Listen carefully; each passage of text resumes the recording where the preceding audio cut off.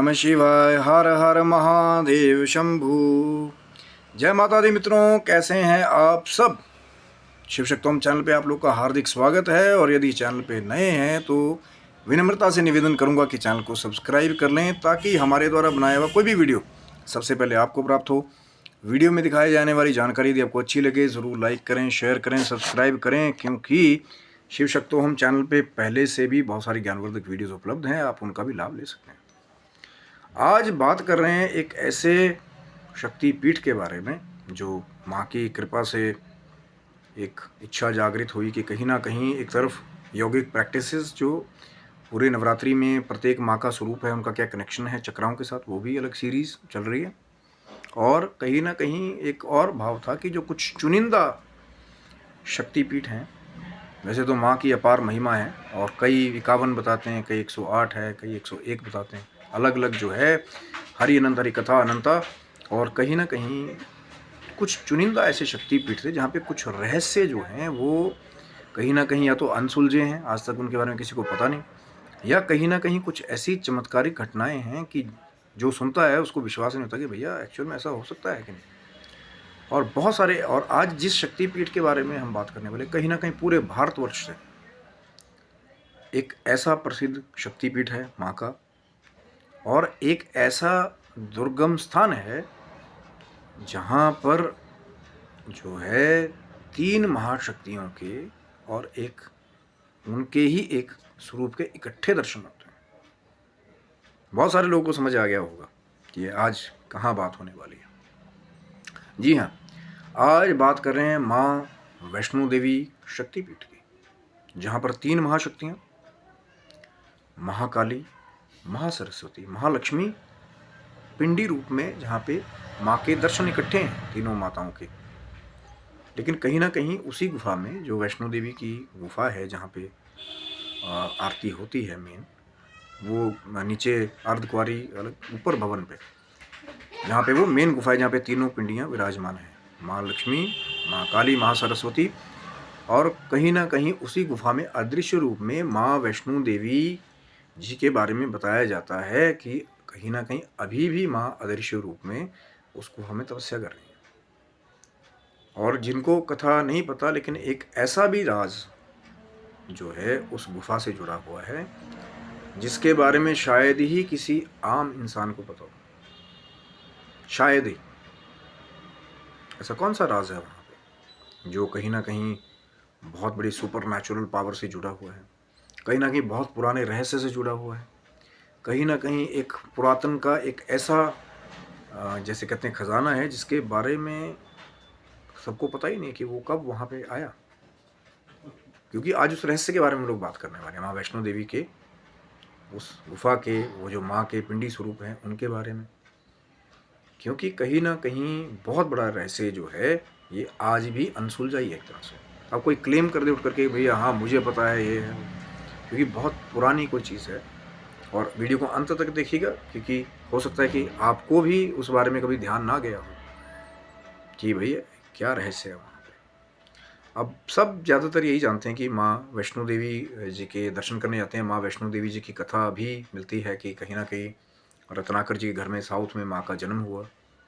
लेकिन कहीं ना कहीं जो तीनों ही अंश से माँ वैष्णवी को प्रकट किया गया, जो माँ लक्ष्मी, माँ सरस्वती और महाकाली हैं, तीनों के अंश से जो है माँ वैष्णो देवी जी की उत्पत्ति बताई जाती है। फिर कहते हैं कि वैष्णो देवी जी जो हैं वो जब साउथ में जन्म हुआ तो सागर तट किनारे बैठ करके श्री रामचंद्र जी के रूप से इतना प्रभावित थी कि उनको पति रूप में पाना चाहती थी। ये त्रेता काल की बात है। और कहीं ना कहीं श्री रामचंद्र जी जब वहाँ से गुजरे तो जो माँ तपस्या कर रही थी वहाँ बैठ करके श्री रामचंद्र जी को पति रूप में पाने के लिए भगवान विष्णु का जाप कर रही थी, कहीं ना कहीं रामचंद्र जी फिर वहाँ गए, क्योंकि भगवान को तो जाना पड़ेगा, कोई भी भक्त, वो तो लीला है कि लोगों को दिखा रहे कि मैं अकस्मात मैं लंका की तरफ जा रहा था। तो ठाकुर जी तो ऐसे लीलाधारी हैं कि, और कहीं ना कहीं ये जो वैष्णो नाम आया भगवान विष्णु से भी बहुत जगह एक कंपैरिजन करता हुआ मिलता है। तो फिर कहते हैं कि भगवान विष्णु का जो है जब तपस्या माँ वैष्णो देवी जी कर रही थी वहाँ पे, और कहीं ना कहीं जब भगवान श्री रामचंद्र जी के रूप में वहाँ से गुजरे तो कहते हैं कि फिर वहाँ गए आश्रम पे जहाँ पे माँ तपस्या कर रही थी, तो फिर अपना जो अभिप्राय था वो श्री रामचंद्र जी के आगे माँ वैष्णो देवी ने रखा कि मैं पति रूप में आपको प्राप्त करना चाहती हूँ, इसीलिए मैं ये तपस्या जो है वो कर रही हूँ। और कहीं ना कहीं श्री रामचंद्र जी ने पहले ये कहा कि एक तो हम एक पत्नी व्रत वाला ये मेरा अवतार है श्री रामचंद्र जी का, सीता पहले से ही मेरी पत्नी है, मैं उन्हीं की खोज के लिए तो जा रहा हूँ, अब लीला है। लेकिन फिर भी आपकी भक्ति का ऐसा प्रताप है कि मुझे आना पड़ा, तो अब आपकी भक्ति तो कहते हैं ना, भक्ति कभी जो है व्यर्थ नहीं जाती। तो श्री रामचंद्र जी ने कहा कि फिर मैं जैसे ही लंका विजय करके मैं वापस आऊँगा, यदि आपने मुझे पहचान लिया तब मैं आपको अपनी पत्नी स्वीकार कर लूँगा अर्धांगिनी, और अगर नहीं पहचाना आपने तो फिर इस जन्म में जो है आप ये इच्छा को त्याग देंगे। और फिर कहते हैं कि वही हुआ, माँ फिर अपनी तपस्या में लीन हो गई। और श्री रामचंद्र जी जब वापस आए तो पुष्पक मैन कहते हैं कि माँ की शक्ति के प्रताप से वहीं रुक गया। और अब अलग अलग कथाओं में अलग अलग दिखाया जाता है कि लक्ष्मण जी रूप बदल करके श्री रामचंद्र जी के साथ गए, कई जगह हनुमान जी को दिखाया जाता है कि रूप बदल करके दोनों माँ वैष्णो के पास गए, और माँ वैष्णो देवी उनको पहचान नहीं पाई, क्योंकि भैया वो तो मायापति हैं। मायापति से कैसे आप उनकी माया का पता लगाएंगे, मायापति ही वही है। और ठाकुर जी ने जब नहीं पहचान पाई वैष्णो देवी, फिर बाद में अपना रामचंद्र रूप में आकर के दिखाया ठाकुर जी ने कि आप नहीं पहचान पाई, जैसी मैंने आपसे कहा था। तभी माँ वैष्णो ने कहा नहीं कि मैं फिर भी मैं आपका तपस्या नहीं छोड़ूंगी। तब जाके ठाकुर जी ने कहा कि जब कली काल आएगा, कलयुग में जाकर के आगे, तब जब हम कल के रूप में आएंगे तब आपका प्राकट्य होगा, तब आपको स्वीकार करूंगा। अब वो एक क्या उनके बीच में एक संवाद जो पूरा है, अलग अलग संतों के द्वारा, अलग अलग भक्तों के द्वारा, कुछ अलग अलग थोड़ी वेरिएशन के साथ एक ही कथा जो है वो प्राप्त होती है।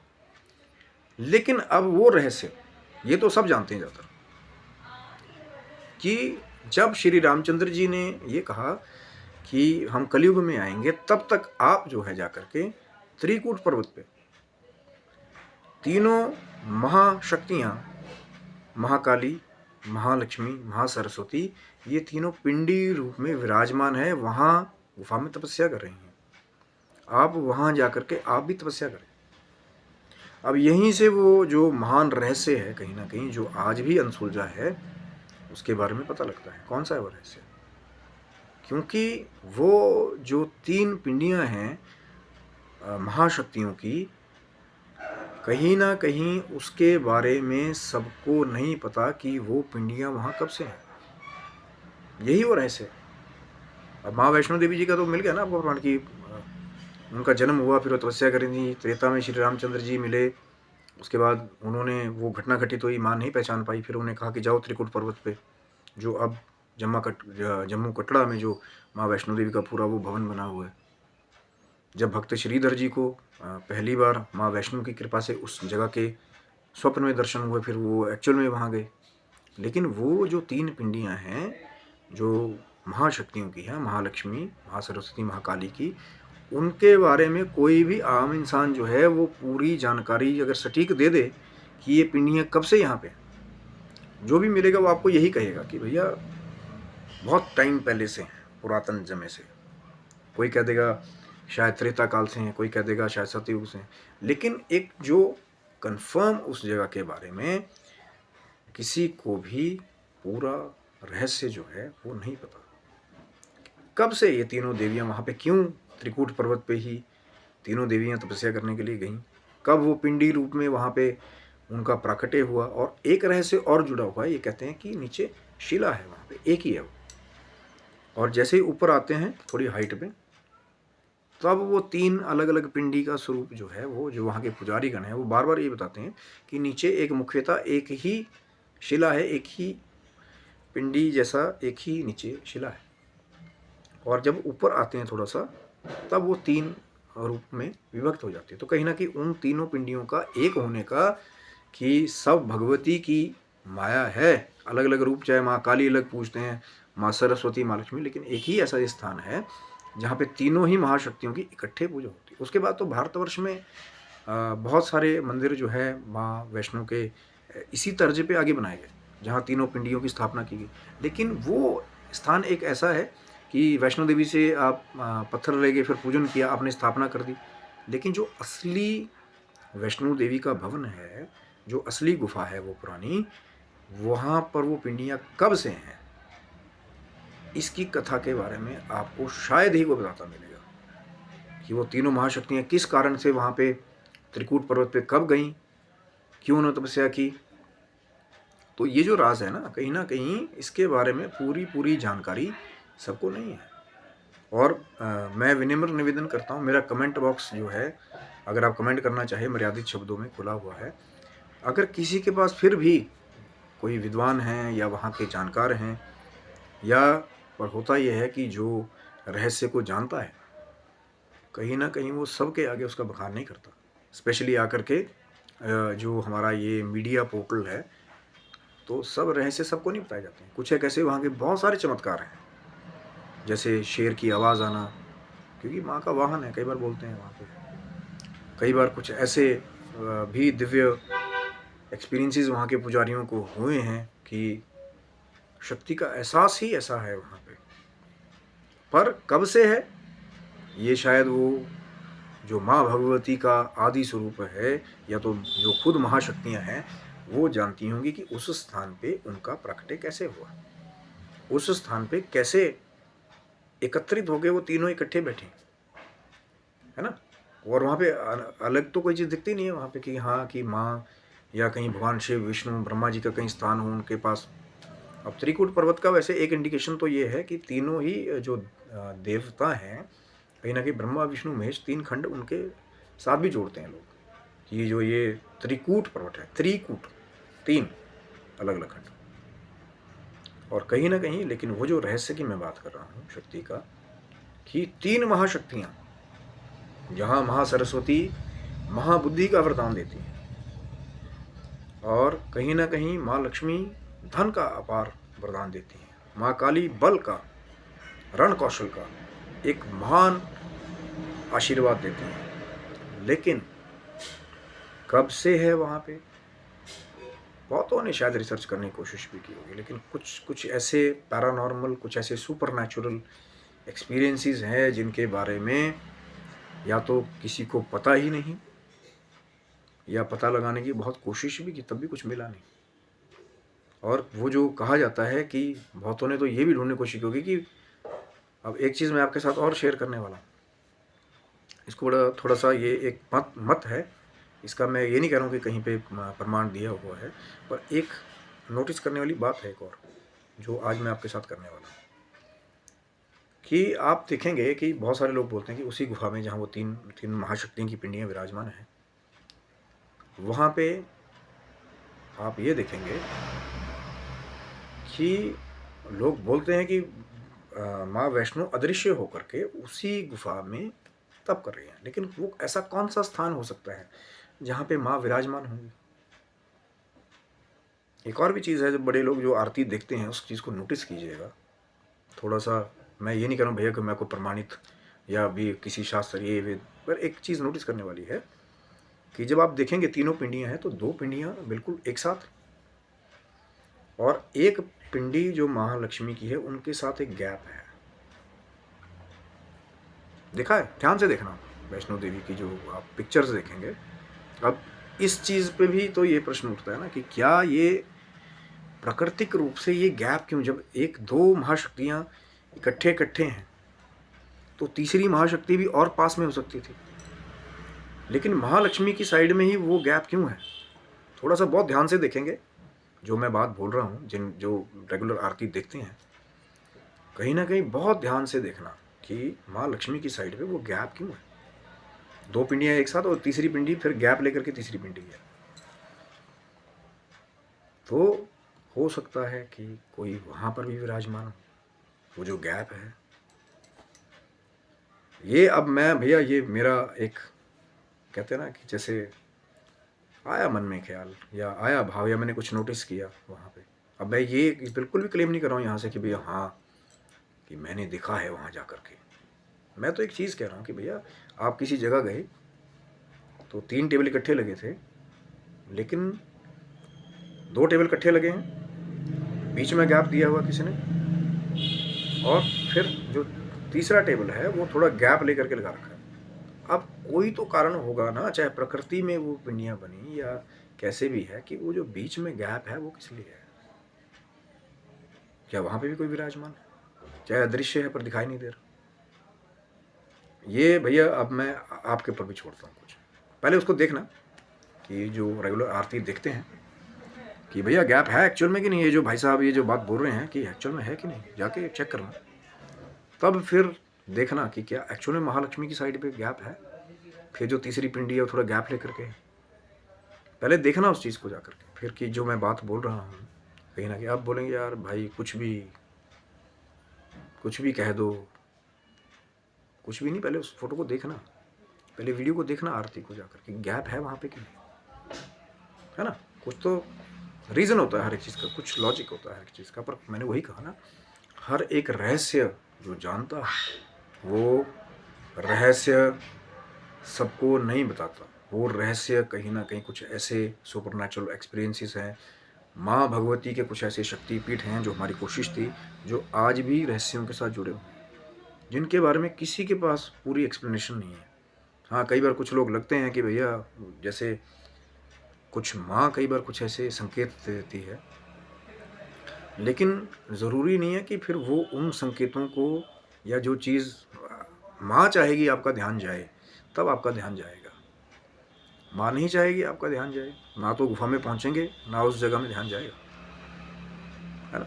माँ तो माँ है, कहीं भी दर्शन हो सकते हैं। अगर भक्त माँ का कहीं है, माँ को पुकारे, वो तो दौड़ी चली आती है मेरी माँ, वो माँ है भगवती का। लेकिन ये महामाया है, आज तक पार किसी ने नहीं पाया, है ना।